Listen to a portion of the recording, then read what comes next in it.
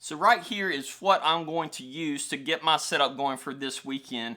On this side, obviously you can see I have a few different types of line that I'll go through.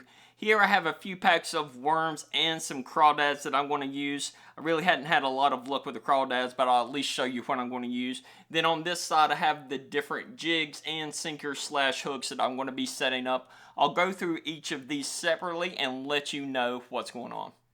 First and foremost, guys, I have my line here. I'm going to be using a double uni knot to attach the braid to the mono for my leader.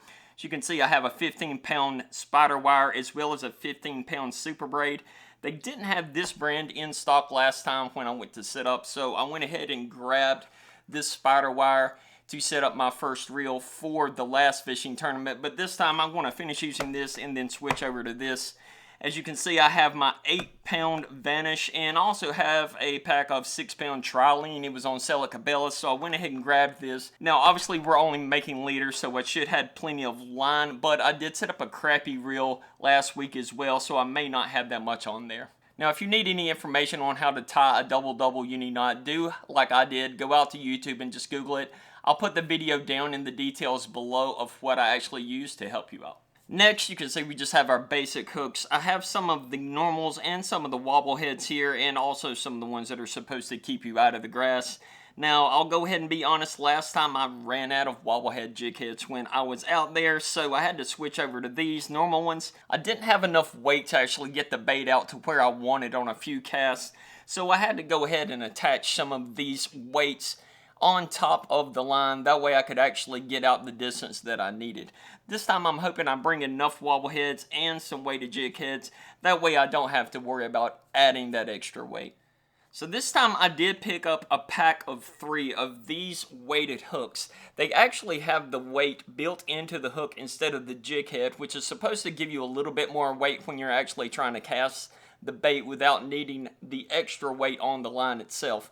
I'll be quite honest, I haven't used these before. I just picked up a pack of 3 because they were kind of expensive, only for 3 hooks. So I'll see how I'll like those. If I do like them, I may give them more of a chance in the future, but we'll see. With everything that I already have, I may not even end up needing these, but they'll be in the tackle box just in case. Next, we have my rod and reel set up. I actually just picked this up today.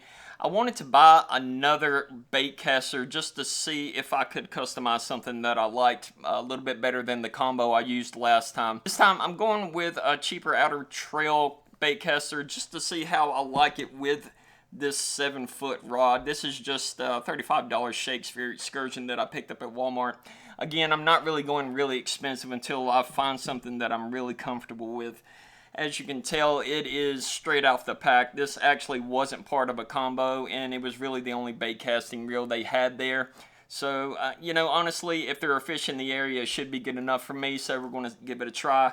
Probably going to string this up with the rest of the spider wire that I have and throw the leader on there.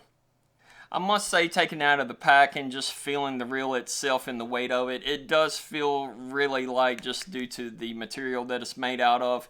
The ball bearings feel really smooth and all that. I already tested the drag a little bit, so we're going to see how this works. Again, it was only a $35 reel, so you know it's not going to break your bank or anything. I'll let you guys know how I like this and how it handles on Saturday.